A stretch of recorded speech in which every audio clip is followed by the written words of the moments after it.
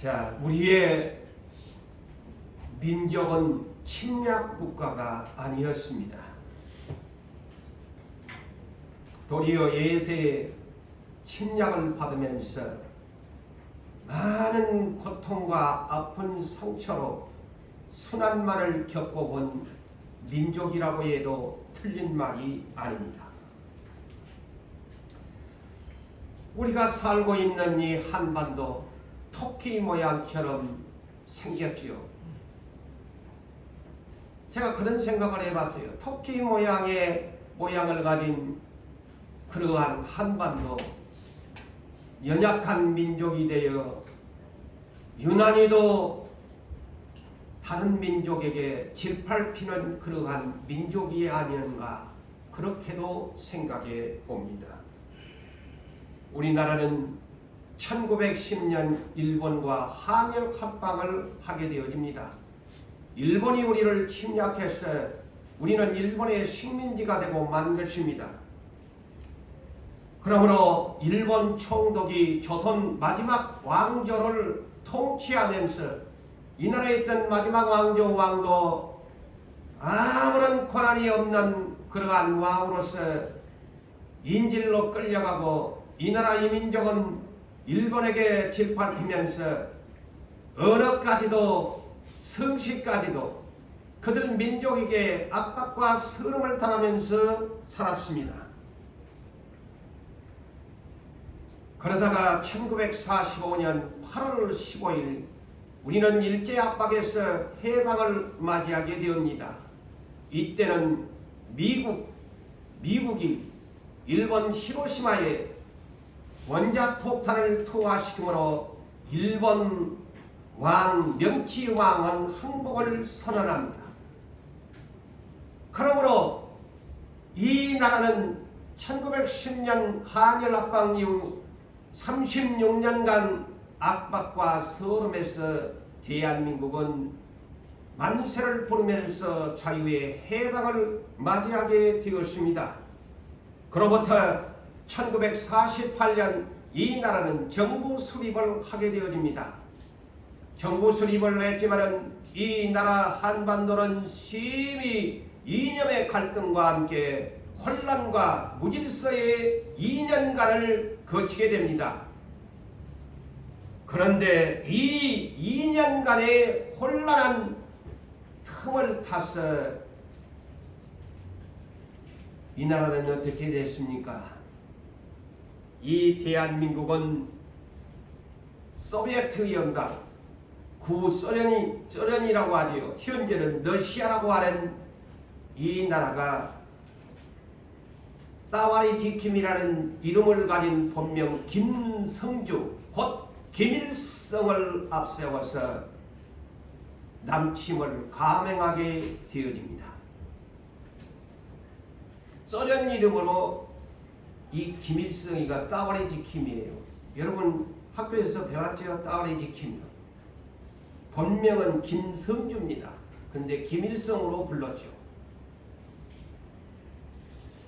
1950년 6월 25일 오늘입니다. 6.25 남침을 감행하게 되어집니다. 이 나라는 준비 없이 무질서에 있던 한반도는 순식간에 쓰나미가 밀려온 것처럼 이북에서 내려오는 인민군에 의하여 그냥 물밀듯이 밀려오는 그 인민군에 의해서 이 남한 땅까지 낙동강 전선만은 무너지지 아니하고 이 한반도는 인민군에 의해서 점령당하고 말았습니다. 수도권에 있는 정부는 부산 땅으로 임시 정부를 옮길 수밖에 없는 부산 이 낙동강 전선만 무너지지 아니하는 그러한 6.25의 남침을 우리는 기억해야 합니다. 그럴 때 미국은 인천 상륙작전이라는 중간에 허리를 기습 공격하게 됩니다. 그러다 보니까 인민공화국의 군대도 또한 허리를 찌르는 인천 상륙작전에 메가더 원수가 이끄는 미국의 군대가 수도권을 점령하면서 하니 그들이 오합지졸이 되면서 그들은 다시 북진하면서 후퇴하게 되어져서 무려 어디까지 압록강까지 그들은 후퇴하게 되어집니다. 그렇지만은 이것이 끝난 것으로 이 한반도는 자유와 다시 전쟁은 끝날까 했지만은 운명의 장난은 그것으로 끝나지 않았습니다. 저 중국이라는 저 거센 대국이 90만 내지 100만 명의 군대를 이끌고 인해 전술이라는 막대한 쓰나미처럼 그들을 밀고 내려오게 되어진 것입니다. 그래서 어찌 보면은 오늘날 중국 하는데요. 참 우리나라의 무역이나 근 50%를 차지하는 중국과 살아가고 있지만은 어찌 보면은 저 중국이라는 나라가 지난 옛날 우리의 조상 때부터 우리가 조공을 바치고 살았는데 이 남북으로 분단된 아픔의 상처를 준 러시아였지만은 사실은 중국이 인해 전술로 갑자기 등장하지 않았더라면 이 나라는 한반도는 그대로 있었습니다. 어찌 보면 이 중국이라는 이 나라가 이 나라의 어찌 보면 영원토록 분단을 그어버리게 만드는 중국입니다. 그러나 오늘날 막 중국을 찾아다니면서 물론 나라가 안전하기 위해서 살아가지만 어찌 보면 첫찬스 왼수가 이 중국입니다. 1950년 6월 25일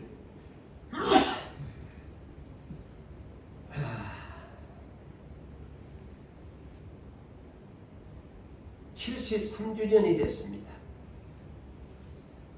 이 전쟁이 3년간이 되었죠. 그래서 1953년 7월 27일 여러분 기억하시고 사셔야 됩니다. 저는 다 지금까지 이런 것들을 기억하면서 여러분들한테 설교를 합니다. 1953년 7월 27일 정전협정이 아닌 휴전협정입니다. 전쟁은 잠시 휴전하자 해서 휴전협정입니다. 이 휴전협정 70주년이 다음 달 7월 27일이 만 70주년이 됩니다. 그래서 오늘이 6월 25일 이 주일이 73주년이 되는 그런 이북의 이 남침을 우리는 돌이켜 봐야 할 것입니다. 대한민국 이 한반도는 1953년 강대국들에 의해서 38도 선으로 판문점을 기점으로 북한은 이 한반도의 국토 5분의 3을 그들이 차지하고 지금 현재 그들은 2천만이 넘는 인구를 가지고 남한 땅은 한반도의 5분의 2에 해당하는 영토를 가지면서 5천만이 넘는 민족이라고 그렇게 말을 합니다. 그래서 이 한반도의 한 민족은 한국 민족은 7천만이 넘는 그러한 민족이죠. 어찌 보면 이 나라가 합하면 세계에 어쩌면 가장 강대국이 될 수 있는 민족이요 머리가 적은 그러한 민족입니다. 그러나 현재 세계 유일하게 이 나라는 남북으로 분단되어 있다는 사실을 아셔야 합니다. 북한은 공산주의라는 통치하에 공산주의의 초강대국인 중국과 러시아가 그들의 백그라운드입니다. 또한 남한은 미군이 주둔하면서 유엔군이 판문점에 주둔하면서 평화의 군이 이 땅에 있어 남북을 전쟁이 없도록 서로 방어하는 능력으로 살아가고 있습니다. 자, 아까도 말씀을 드렸다시피 이 한반도는 6.25 사변이라는 그것으로 인하여 73년이 넘도록 남북은 하나 되지 못한 가운데 살아갑니다. 매일같이 여러분 쏟아지는 뉴스에 빠지지 아니하는 것이 저 김정은의 행포지요. 북한의 김정은은 오늘도 핵실험을 계속하면서 ICBM이라는 대륙간 탄도미사일을 발사하면서 온 세계를 긴장하게 만들고 미국의 본토까지 ICBM은 대륙간 탄도미사일을 발사하겠다고 협박하고 있습니다. 어찌 보면 이 김정은은 젊은 나이에 그 세습에 의해서 참 호화로운 삶을 살아가면서 유엔이 미국과 한국을 비롯해서 유엔은 언제나 결의하면서 뭐라고 합니까? 핵실험하지 마라,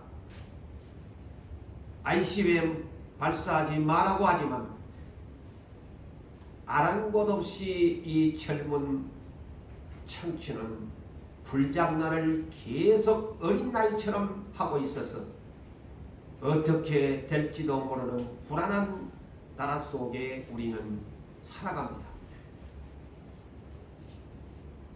한반도 남북으로 분단된 민족입니다. 그렇지만은 세계 유일하게 남북의 분단은 아픔의 상처를 그대로 싸매고 살아가야 합니다. 통일이 되어야만이 이 아픈 상처는 치료될 수가 있지만은 현 상황을 볼 때는 남북 통일은 상상할 수도 없는 극과 극의 대치 상태에 또한 초강대국들의 손안에 움직이는 남북의 관계이기 때문에 이 나라는 전쟁이 난다면 초강대국들의 나눠먹기식의 한반도가 되고 말 것입니다. 오늘의 본문의 말씀을 선택한 것이 바로 그 이유입니다. 오늘 본문의 말씀을 읽으셨지만은 무엇을 아까 읽으셨습니까? 하나님이 이스라엘도 솔로몬의 부패 타락으로 남북으로 분단시켜버린 비극을 본문에 기록하고 있기 때문입니다. 이스라엘 민족은 세계 중에 유일한 하나님의 선택받은 민족이요 성경을 가진 나라요 메시아를 보내주신 가장 축복받은 민족이었습니다. 하나님이 친히 육신을 입고 오신 나라가 세계 어디에 있습니까? 유일하게 이스라엘 민족밖에 없지요. 신명기 7장 7절에서는 여호와께서 너희를 기뻐하시고 선택하심은 너희가 다른 민족보다 수요가 많아 선택한 것이 아니다 그랬습니다. 너희가 수요가 많아서 강대국이라서 너희를 선택한 것이 아니라고 했습니다. 너희는 도리어 모든 민족 중에 가장 적으니라. 세계 유일하게 가장 작은 나라를 하나님이 선택해서 그 작은 나라 중에 하나님이 친히 육신을 입고 오신 나라요 성경을 이 민족에게 주셨지요. 그토록 하나님이 사랑합니다. 하나님은 어찌 보면은 큰 사람을 사랑한 것이 아니고 작은 사람을 사랑한다는 논리를 여러분 아셔야 합니다. 외형적인 숫자에 여러분 얽매이지 맙시다. 비록 우리가 가난하고 힘이 들어도 하나님은 작은 자의 소리를 듣고 있다는 사실을 아셔야 합니다. 하나님은 작은 자의 울부짖음에 관심을 가지시고 오늘도 여러분들이 주보를 받으셨지만 그 주보의 내용 속에 하나님은 숫자에 관심이 없으시다고 말씀했습니다. 하나님은 대국을 선택하지 아니하고 세상 가운데 가장 작은 나라의 민족 12지파로 시작된 나라를 사랑하셨다는 것입니다. 사사시대에도 하나님은 이 이스라엘 민족을 사사들에게 통치를 맡기면서 신정 통치를 했죠. 그럴 때 하나님은 군대의 숫자에 관심을 원치 않으셨습니다. 자, 하나님이 미디안 전쟁, 미디안이 오늘날로 말하면 저 사우디아라비아 북쪽에 위치한 민족을 미디안 족속, 성경에 많이 등장합니다. 사실은 사우디아라비아의 지역에 사는 민족이 미디안 족속입니다. 이 미디안 족속과 전쟁을 할 때에 하나님은 군대를 숫자에 관심을 두지 않으셨습니다. 군대를 모집했는데 32,000명이 지원했습니다. 하나님이 기드온에게 많다, 돌려보내라. 22,000명이 집으로 돌아갑니다. 2차에 10,000명이 남았습니다. 하나님이 많다, 돌려보내라. 왜냐? 군대의 힘으로, 너희의 힘으로 전쟁에 이기었다고 할까 하니까 돌려보내라. 10,000명을 물가로 데리고 가라. 물가에 데리고 가서 하나님이 원하는 뜻에 의해서 300명만 선택을 합니다. 300명을 선택해서 미디안 전쟁에서 대승을 거두게 하시는 하나님의 능력을 우리는 알아야 합니다. 하나님은 그러므로 소수를 사랑합니다.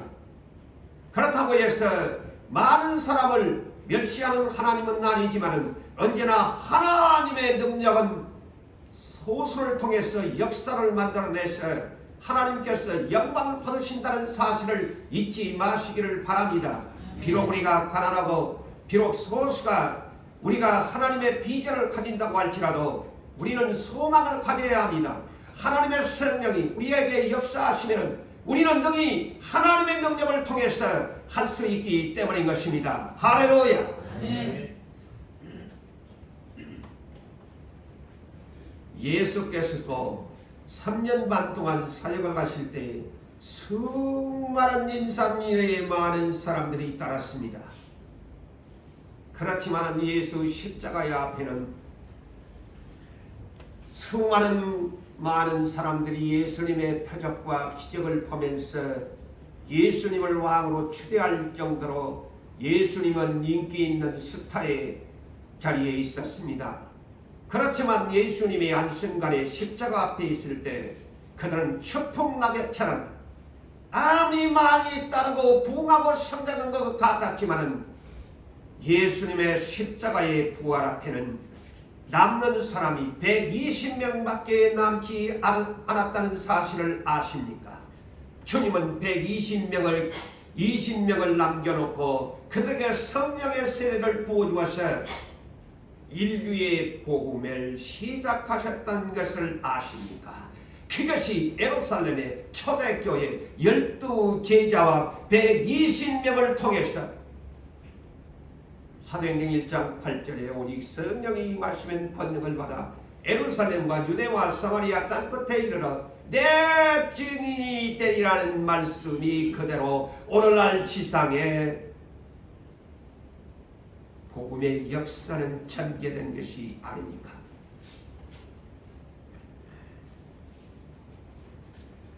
이스라엘의 통일왕국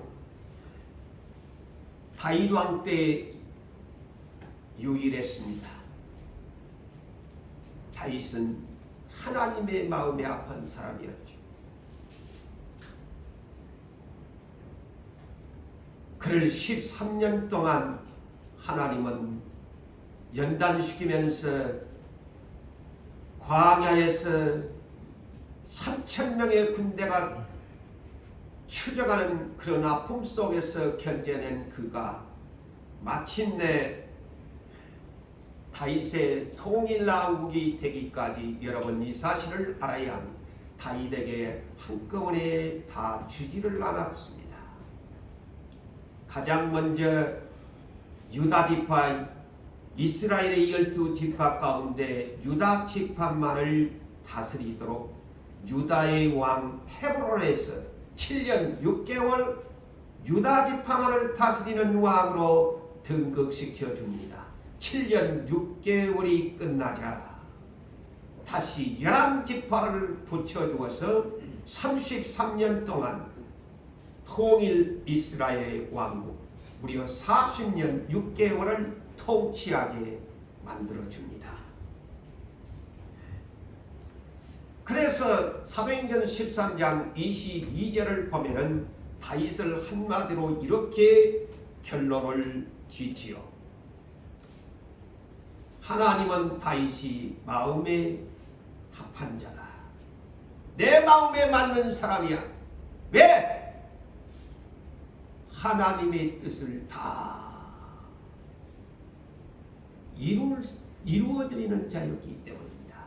사랑하는 성도 여러분들이여, 아무리 말씀을 많이 알아도,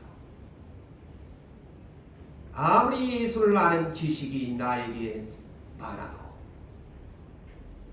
그 말씀대로 하나님의 뜻을 이루어드려야만이 하나님 마음에 합한 사람입니다. 아무리 많은 말씀을 입술로 외이면서 고재훈 목사가 설교를 내도 내가 아버지의 말씀을 입술로는 전하면서도 내가 그 뜻대로 살지 아니하면 하나님의 마음에 합한 사람이 되지 못하는 것입니다.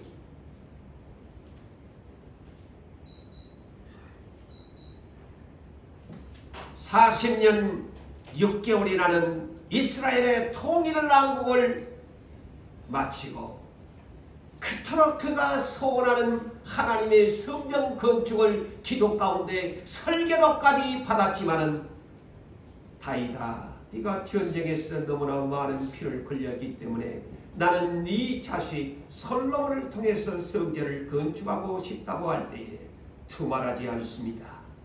우리 가문에 이런 은혜를 주시니 감사합니다.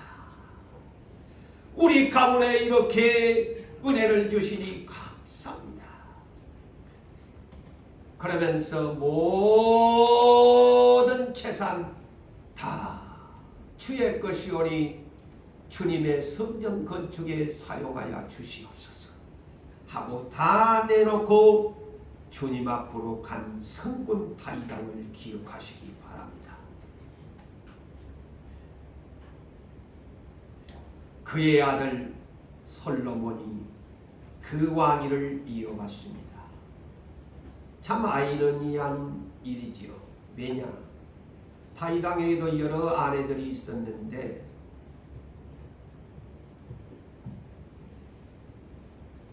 햇사람 우리야 아내 밧세바 유부녀를 간통해서 낳은 아들이 솔로몬입니다. 그런데 유부녀를 통해서 간통한 아들 솔로몬을 하나님이 쓰셨다는 것입니다.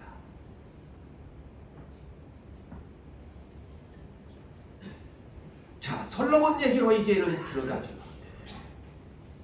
오늘 본문이 솔로몬 얘기니까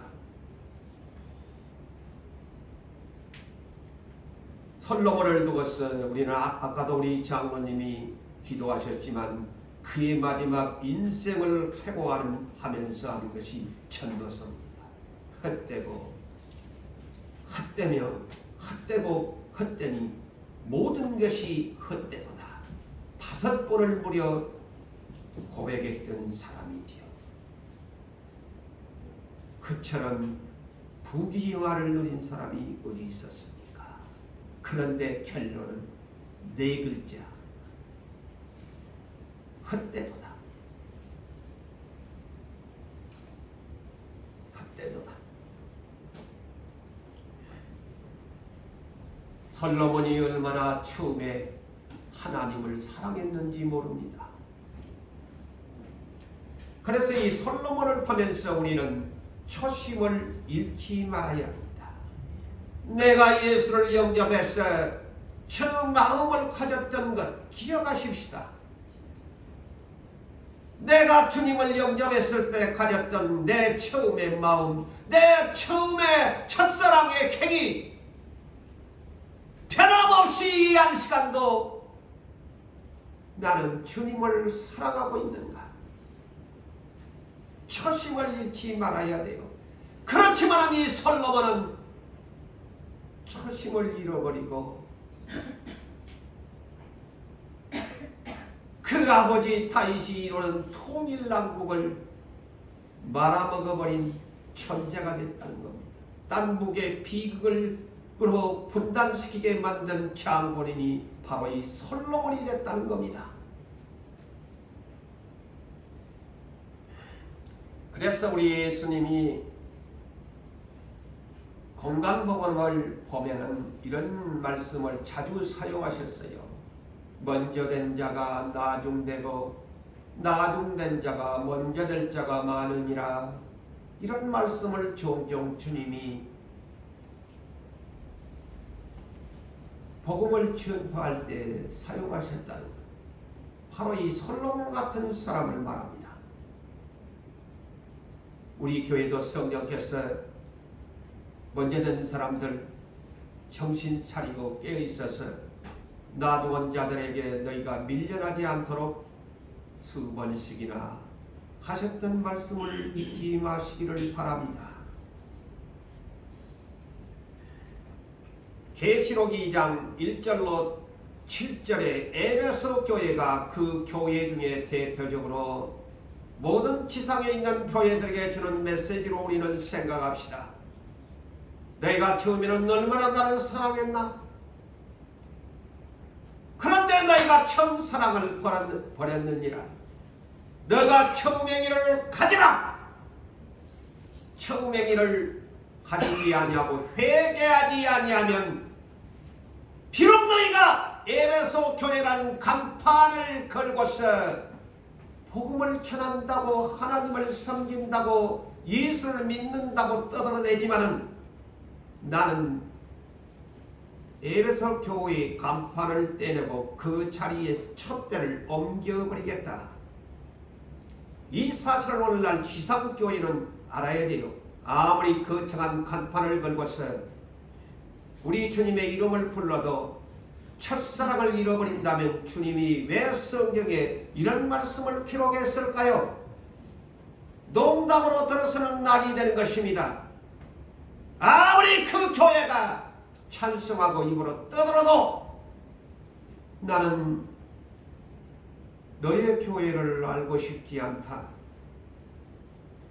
너희 교회와는 상관이 없다고 하신다면 나는 이미 의뢰가 너희에게서 떠났거든.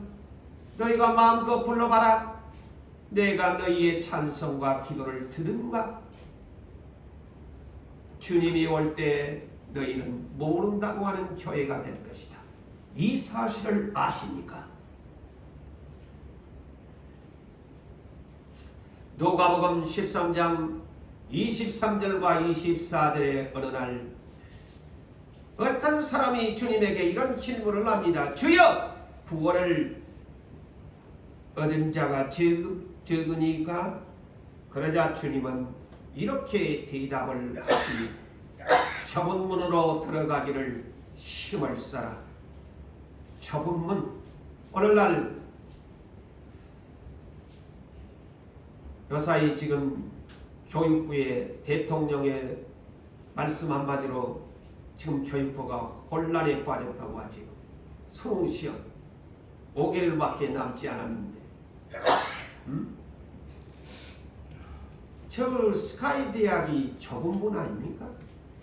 얼마나 부모들이 스카이 대학에 자녀들을 보내기 위해서 참 땀 흘리고 수고하면서 보냅니다. 좁은 문이죠.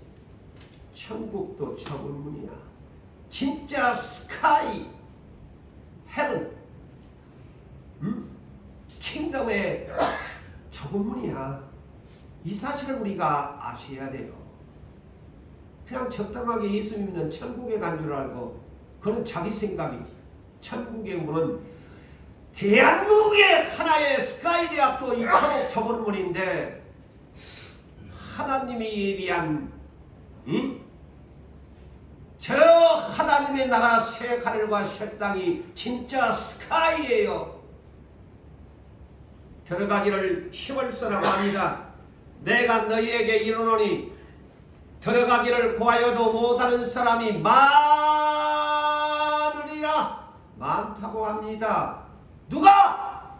심판할 주님이 직접 오셔가지고 이런 해답을 주시고 이 답안지를 주고 가셨는데 농담으로 그냥 들으시면 안 되지요. 많다고 합니다. 그러면서 28절에서 30절을 이와 같이 주님이 말씀합니다.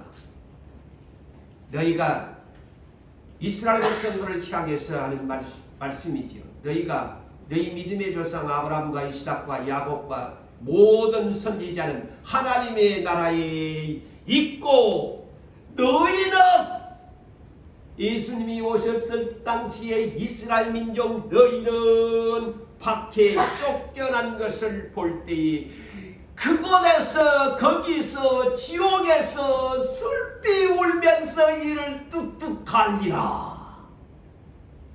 농담입니까? 이를 뚝뚝 갈게 될 거라고 그랬어요. 슬피 울면서. 누구에게? 이스라엘 백성이 메시아가 지구 땅에 왔는데 세상이나 영접을 안 해. 예수님이 오셨는데 영접을 안 하니까 너그 슬피 울며 이를 갈 것이다. 너희 조상들은 천국에 있지만 너희는 지옥에 갈 거야. 그 민족이 누구야? 선택한 민족 아닙니까? 그러면서 사람들이 동서남북으로 이방인들이, 다시 말하면 동서남북으로 이방인들이 와서 하나님의 나라의 잔치에 참여하리라. 도리어 너희 민족은 지옥에 가고 먼저 선택한 이스라엘은 지옥에 가고 나중에 선택한 이방인들이 동서남북으로 몰려와서 천국 잔치에 참여하리라. 이 놀라운 이 비밀을 아셔야 돼요. 그래서 먼저 된 사람 정신 차려야 돼. 처음 사람을 잃어버리니까 버려요. 그러면서 뭐라고 합니까? 보라! 나중 된 자가 먼저 될 자가 있고 먼저 된 자가 나중 될 자가 있느니라. 주님이 이럴 때 이 말씀을 하신 거요.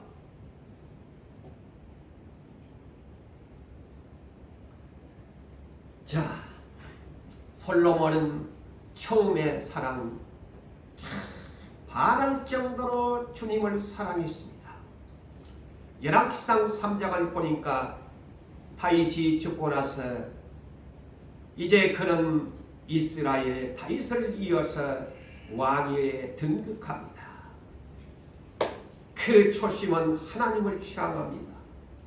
그때 당시만 해도 하나님의 성전은 건축되지 아니하여 성막, 천막으로 만들어진 광야교의 그런 수준으로 하나님의 전이 있어서 그는 하나님의 절에 가서 직접 하지 못하고 산당에 가서 하나님께 번제 제사를 드리게 되어집니다.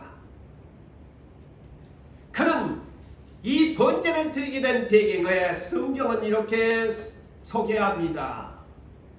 여호와를 사랑하여, 솔로몬이 여호와를 사랑하여 다윗의 법도 아버지 다윗이 행했던 그대로 행하였더라. 그러면서 하나님께 제사하면서 분향하였더라. 그런데 그 산당이 큰 산당이라서 하나님 앞에 예물을 드리는데, 제물을 드리는데 소나 양이 1,000마리를 잡아가지고서 하나님 앞에 불을 태워서 번제로 드렸더라. 1,000마리를 드렸더라. 아낌없이 하나님 앞에 왕이 돼서 드렸어요. 그러자 하나님도 감동하신 것입니다. 이야, 저놈이 정말 나를 지 예비를 닮아가지고 나를 사랑하네. 1,000마리까지 제사를 드리네. 하나님도 기분이 좋은 거예요. 그래서 기브온 산당에서 하나님이 꿈속에서 솔로몬을 만나줍니다. 솔로몬은요, 직접 이 성경을 보니까 만난 적이 없어요. 꿈길로서만 만났어요. 그래서 꿈속에서 주님을 배운 것도 최고의 영광입니다. 할렐루야. 꿈에 나타났어. 꿈에 나타나서 하나님이 이런 말씀을 합니다. 내가 너에게 무엇을 줄꼬? 너는 내게 구하라. 이 솔로몬이 겸손하게 엎드렸어. 종은 작은 아이랍니다. 자, 이렇게 겸손합니다. 종은 작은 아이랍니다. 출입할 줄을 어떻게 왕이 됐지만은 왕으로서의 어떤 이렇게 출입이라는 말은 들어오고 나가는 그런 뜻이 아니에요. 더 포괄적으로 내가 왕권을 가졌는데 어떻게 이 백성을 출입하면서 다스릴 줄을 알지 못하고 이 많은 백성 가운데 내가 있습니다. 큰 수요의 백성이 많은데 누가 이 많은 백성을 재판할 수 있겠습니까? 그러므로 이 백성의 많은 백성의 그 재판을 할 수 있도록 듣는 마음을 나에게 주어서 선악을 분별할 수 있게 하심으로 재판을 할 수 있게 주시옵소서. 이렇게 구하였습니다. 그러니까 너무 또 하나님이 이뻐. 제사도 이뻤는데 구하는 것까지도 너무너무 그냥 이쁜 거야. 주의 마음의 트사. 주의 마음의 트사. 아이고 솔로몬아, 네가 네 소원을 말하라고 했더만은 네가 네 자신을 위하여 장수도 안 구하고 부자 되게 해달라고 구하지도 않고, 하나님 내가 왕이 됐는데 저 원수들이 있을 거 아니야. 저 원수들의 생명을 죽여달라고 멸하여달라고도 구하지도 않고, 그러니 너무너무 이쁜 거야. 그런데 내가 구하는 내용이 모든 송사를 듣고 백성들을 재판할 수 있는 지혜를 달라고 하니까 하나님이 그냥 뿅 간 것입니다. 아, 이놈한테는 내가 맡겨야 돼. 그래서 하나님이 네 소원대로, 네가 기도한 대로, 네가 말하는 대로 내가 너에게 지혜와 총명을 전무후무하게 줄 것이다. 네 같은 사람이 세상에 없도록 네한테 싹쓸이를 내. 하나님이 너무 빠져본 것 같아. 하나님 듣고 계시. 너무 한 사람을 믿어본 거야. 하나님이 완전히 솔로몬한테 사기당한 거야. 뭐 한다고 이렇게 그냥 싹쓸이를 내줘. 그럼 전무후무하게 나한테 줄 것이다. 그리고 두 번째, 네가 나한테 구하지도 아니 한 부귀의 영광을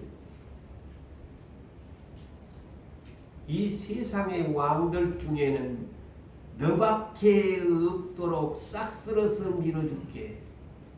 하나님이 너무 뿅 빠져본 것 같아. 부귀영화도 네밖에 안 이렇게 전무후무하게 주겠다. 그리고 세 번째 조건입니다. 네가 만일 너의 아버지 다윗처럼 네가 행하면 다윗처럼 깨야. 우리도 이렇게 다윗처럼 하나님 마음에 싹 꽂혀온 사람이 돼야 돼요.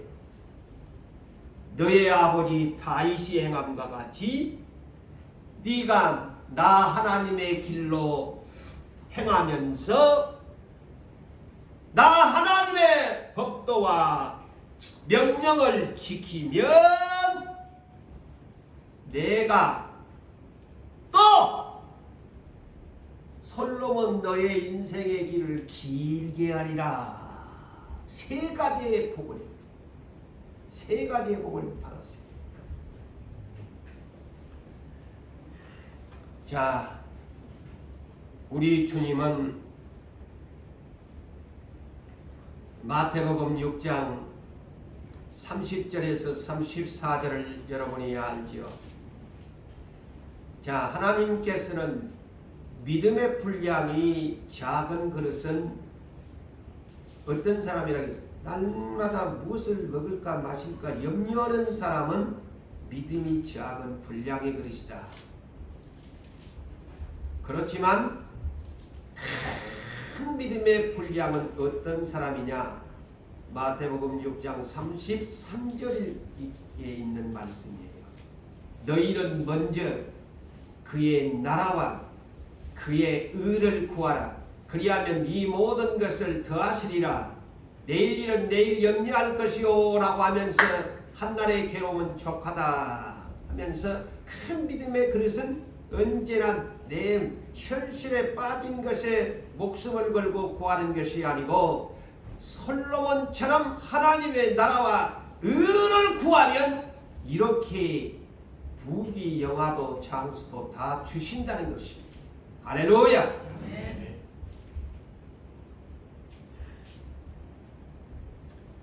자, 출애굽을 해서 모세의 성막이라는 것은 거룩한 천막이라는 말입니다. 여러분 쉽게 해석하 우리 연로하신 권사님들 성막 말하자면 거룩한 천막의 이동식 예배 장소야, 제사 장소야. 그게 성막이야. 모세 광야교 이동하면서 텐트지요. 텐트. 영어로 말할 것 같은 텐트래. 자, 모세가 출애굽을 시켜서 헌지 아직 성전이 없어. 우리도 슬퍼하지 맙시다. 그토록 하나님이 했는데도 얼마 후에 이 성전을 건축했나요? 480년 안에 합니다. 하나님이 돈이 없어서 그럴까요? 아닙니다. 우리는 지금 애같하지만 모든 시기와 모든 조건에 하나님이 계획하신다는 것을 아셔야 합니다. 자, 솔로몬이 즉위 왕이 된 지 4년째에 출애굽을 한 지 성막의 이 시대에 연이어 왔는데 480년 만에 성전 건축을 시작하리라. 480년 만에. 예? 그 하나님이 통치하는 나라가 건물로 된 성전이 없이 천막으로 떠돌아다니는 신세가 480년이나 걸렸대.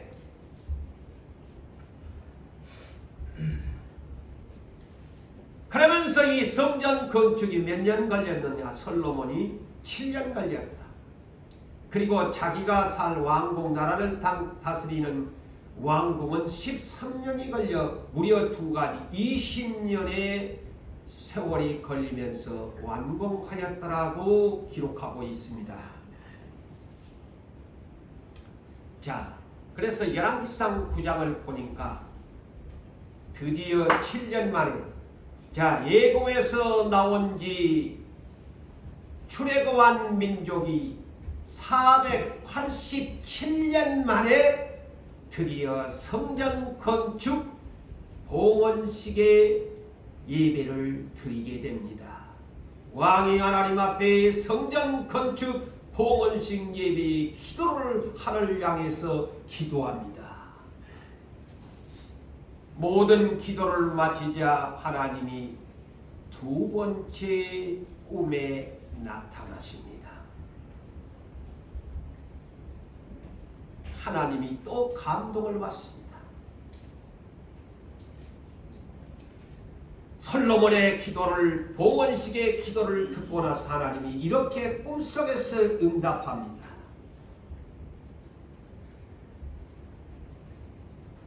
나로 네가 건축한 이 성전을 거룩하게 구별하고 나의 이름을 영원히 네가 건축한 이 성전에 둘 것이고 나의 눈길 일곱의 눈길로 또한 나의 마음이 항상 이 성전에 있겠다.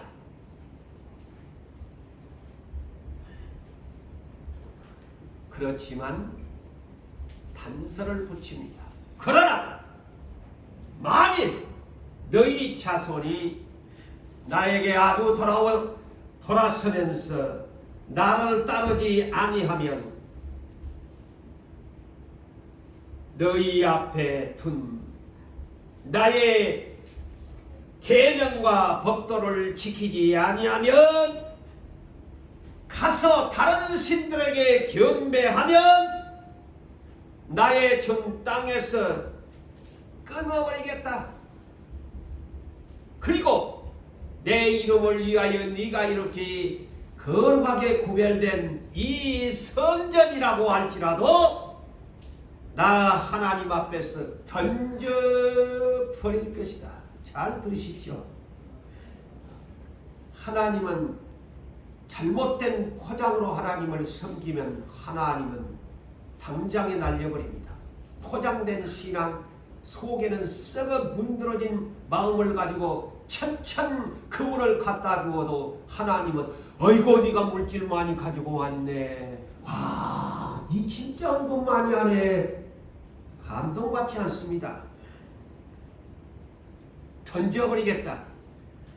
이스라엘이 모든 민족 가운데 내 법도를 지키지 아니하면 속담거리가 되게 하고 이야기거리가 되게 만들 것이고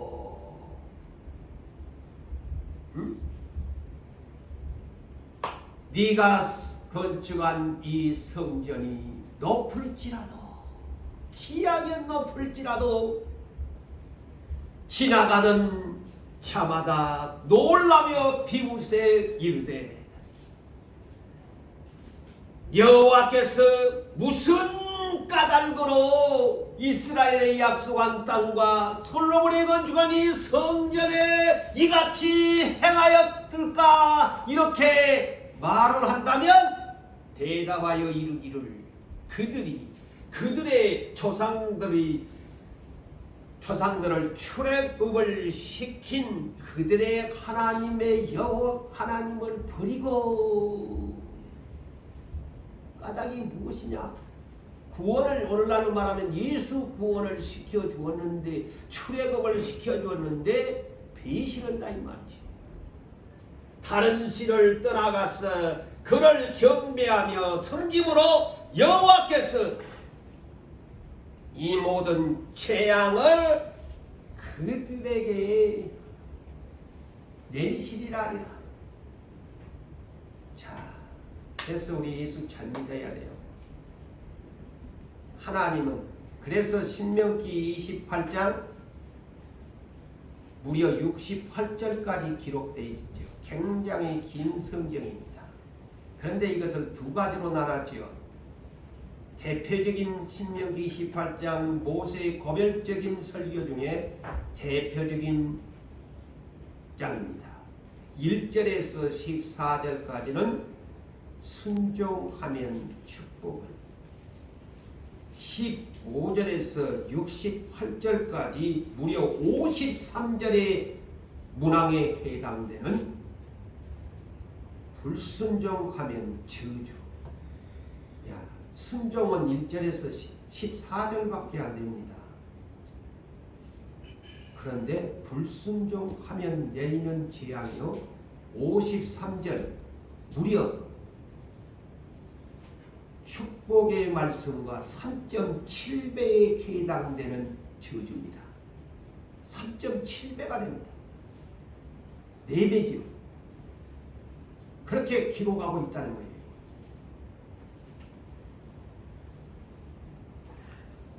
자, 솔로몬 왕 초심 첫사랑 1000번째 드렸어. 전무후무하게 하나님의 복을 받은, 약속을 받은 사람이에요. 그 아버지가 하지 못한 것 솔로몬에게 하나님이 맡겨놨지요.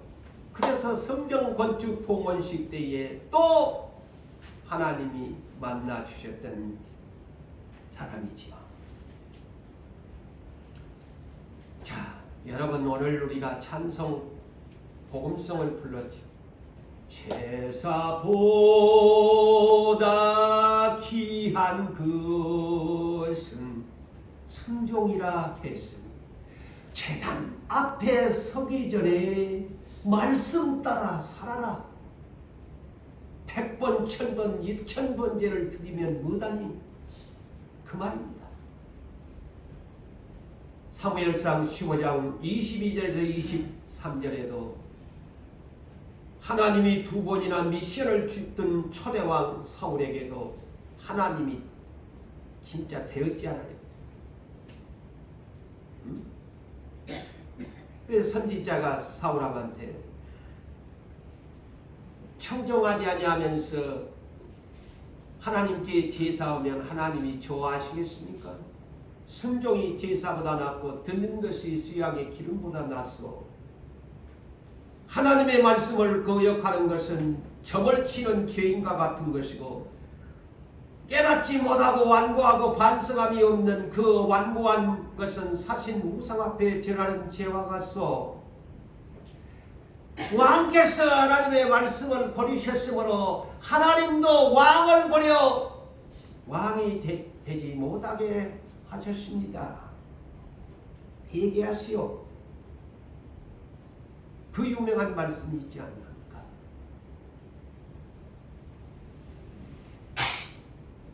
자, 오늘 본문을 보십시오.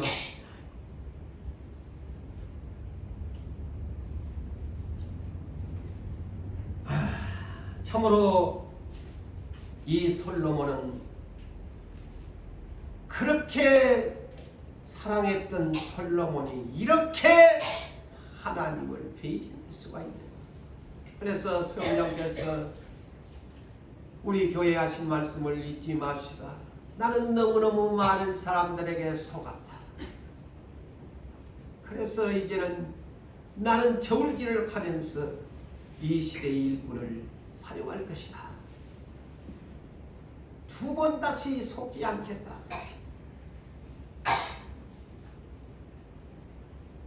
세상에나 이 솔로몬은 하나님이 부귀영화를 보너스로 주었더니만은 부귀영화가 재물이 도리어 복약이 되어버리고 말았습니다.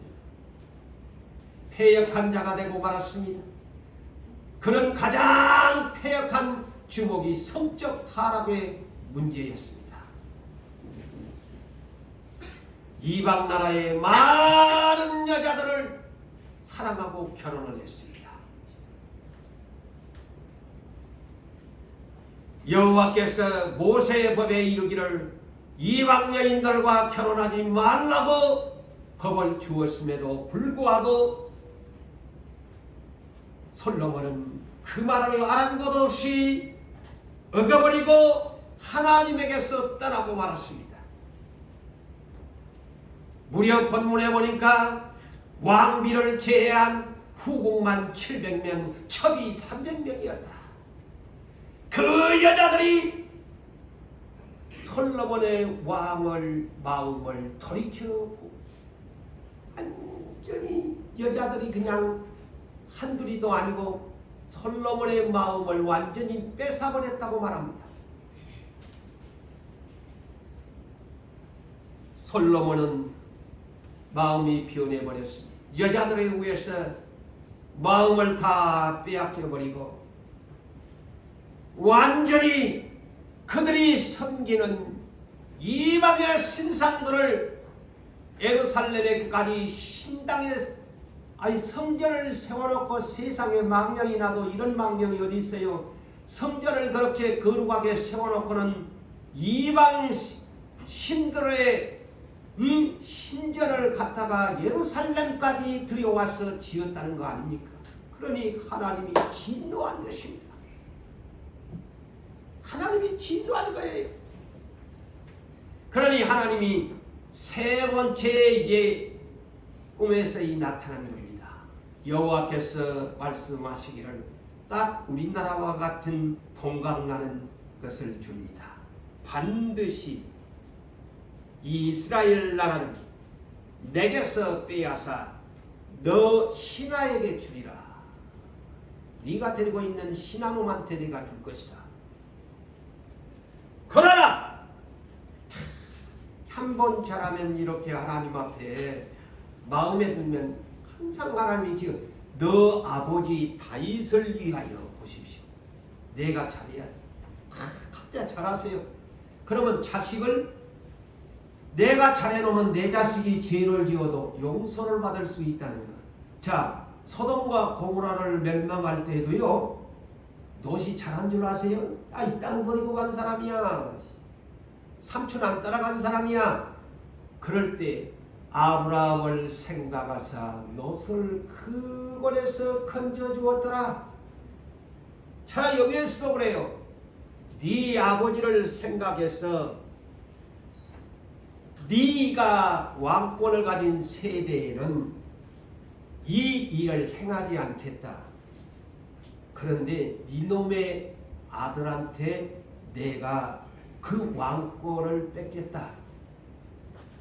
3대가 안 줘. 그걸로 끝나는 거예요. 오직 내가 이 나라를 다 빼앗지 아니하고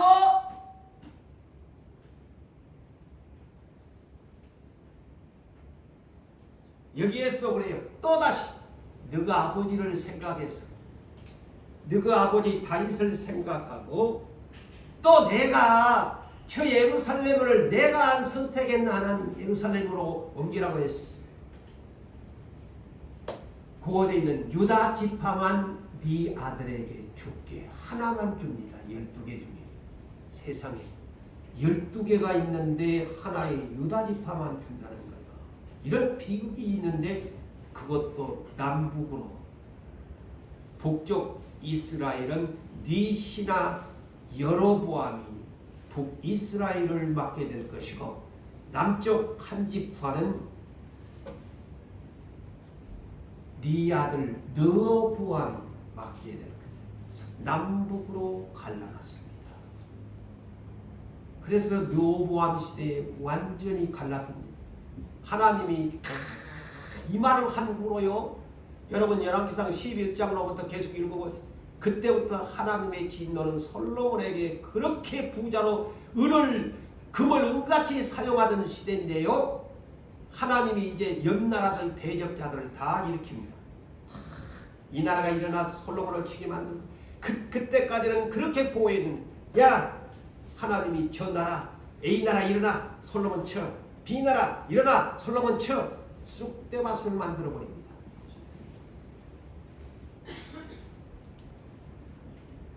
여러분 여호후에도 이 백성들이 정신을 차리지 않아서 북쪽 이스라엘의 10지파가요 아수르, 지금으로 말하면 저 이라크 지역에 있는 나라죠. 이라크 지역에 있는 아수르에서 BC 721년에 완전히 멸망당합니다.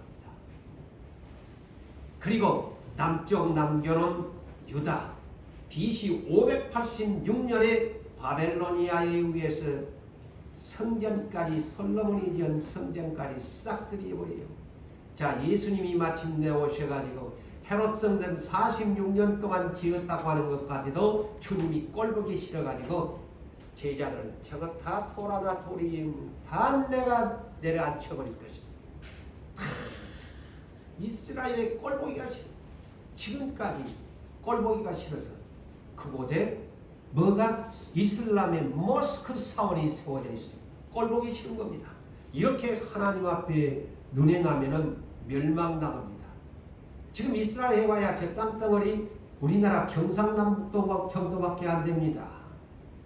그 정도 심한 지금 하나님이 아브라함의 자손들이라서 아브라함을 생각하사 저렇게 지키고 있다는 사실을 아브라함을 생각하사 이스라엘을 보존시키고 있다는 것을 아셔야 해요. 예, 아브라함과의 약속이니까. 결론을 짓습니다.